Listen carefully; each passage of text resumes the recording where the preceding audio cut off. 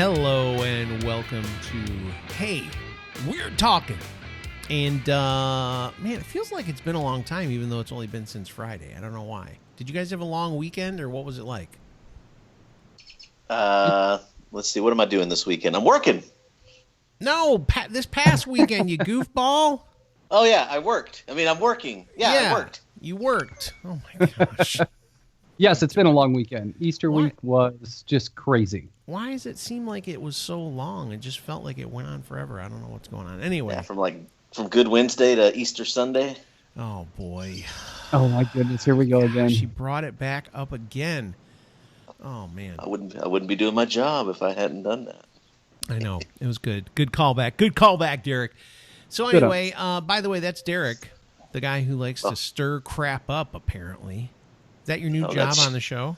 Oh, that's you, Scott. You've done that, and I'm sorry. I'm talking so slow. I just woke up. You are. Listen, you're acting like I'm crazy, but Bob, is he talking a little slow? Am I crazy? No, he is a little slower than normal. In the pre-show conversation that we had, Derek was telling a story, and he literally was just extremely slow. And Scott called him out on that, and we hoped that once the show started, Derek would just kind of pep up a little bit. But I think he's in like total chill mode, man. Nothing's going to mess with him. I almost feel like maybe he had sex or something. Because you know how sometimes after you have sex, you're just totally relaxed, right? True. That's true. That's what it is. He had sex, man. He had sex. No. It's got to be what it is. I just feel like that's what it is. Anyway. If only. Isn't it funny that everybody always acts like... This is the thing that I guess people... I mean, it's probably true. Look, I'm going to be honest, but it seems like most of the time when you talk to a guy and you're talking to him about sex, they're always like, yeah, that didn't happen. At least married. We're going to have to... Yeah, do you know any people... show conversation? No, do you know any of your friends that are guy friends that are like, oh, man, just having way too much sex this week? Have you talked to a guy that you know that does that? Nobody. Never in the history of mankind has that conversation ever taken place. Having too much sex, bro. Yeah. It's like, dude, oh, man, I can't go on. I've had so much sex this week. What? Wait, what? I have had like sex like 3 times this year, man. I'm all out. I can't do it I'm kidding. I don't think it's that infrequent, but I don't think I know a guy who's ever bragged to me about, yeah, just so much sex, man. Can't stop. I don't think I've ever met anybody like that. No, me neither. It's kind of weird. That's not what this show is about, though, Scott. No, but it's an interesting idea to think about. I mean, it's something we can revisit in the future, although I think we just summed it all up. So if there are married men out there, they're laughing. If there's married women out there, they're like, yeah, that's probably true.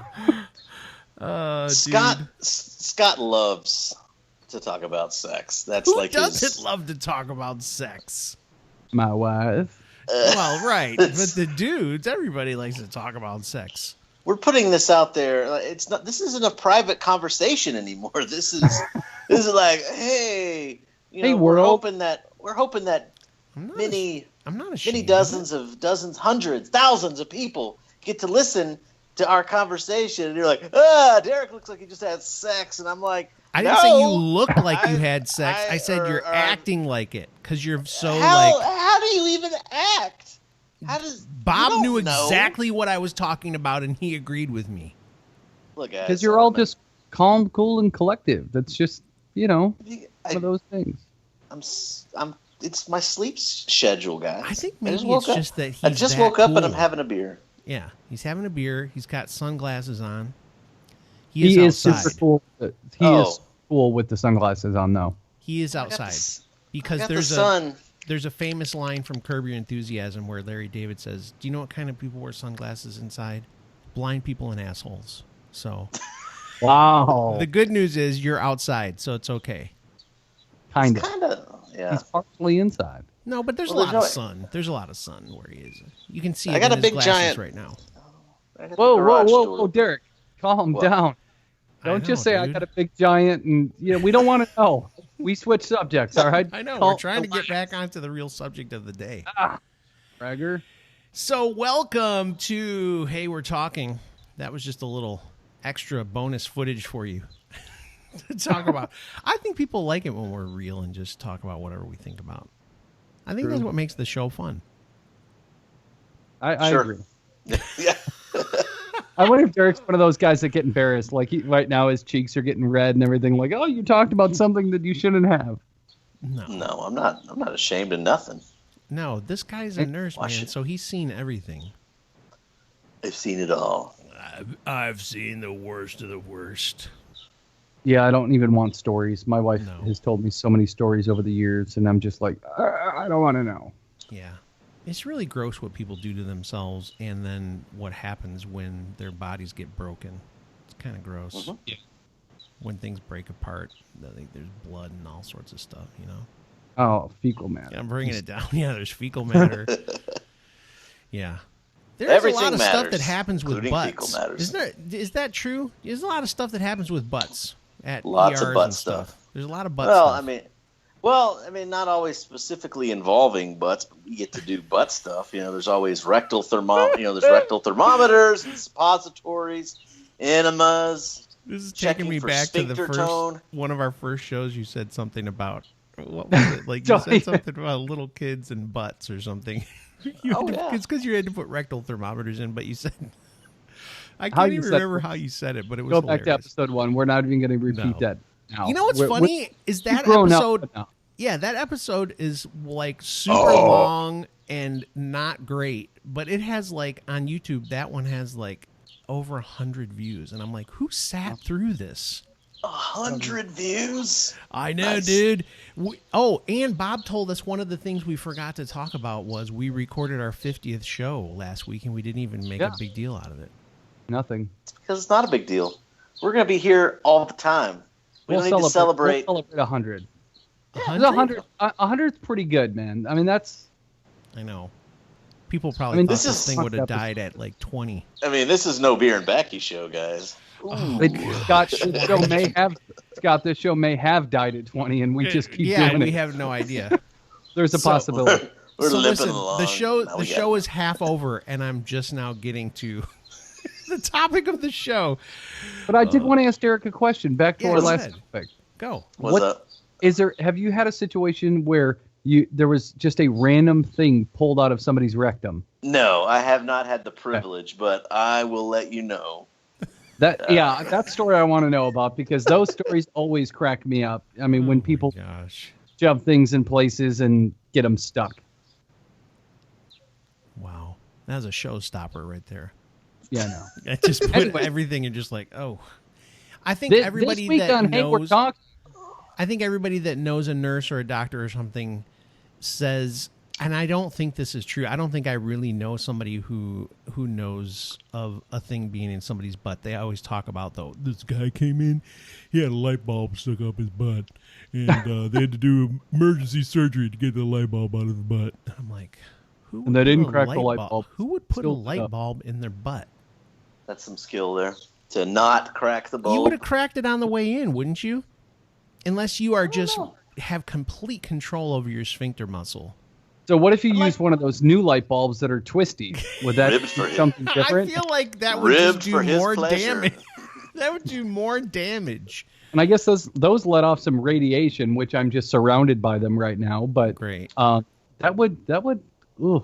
They're not they don't get so much hot, so you can turn them on and then use them, and it's like the right temperature for whatever. Right. Now, if you open your mouth, will it glow out of your mouth?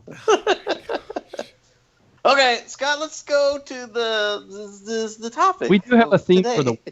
We do. If you're watching, you can see that Bob has a record player in front of him. So we're supposed to this week talk about vinyl.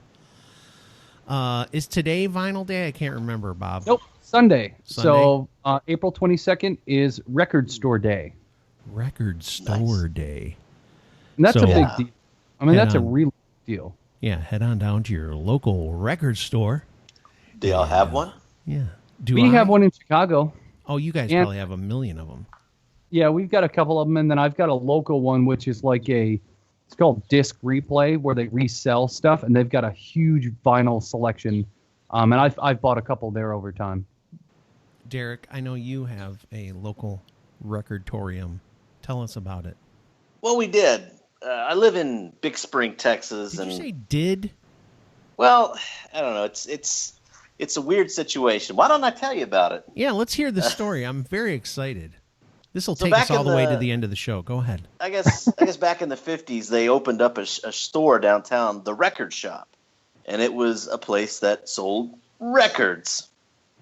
Well, eventually they opened up another business. The guy who runs the place, I think he died recently, but he took all the inventory, like 100,000 records unopened from the 50s, the 60s, all these classic records, put them down in the basement, locked up the basement, and opened up a new business selling like military gear, like old ribbons and like an army service or something.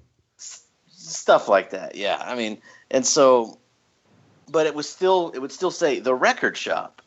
And so I think one day I went in, I was like, I wanted to get like the first album by Boston or something. I wanted to see if he had it.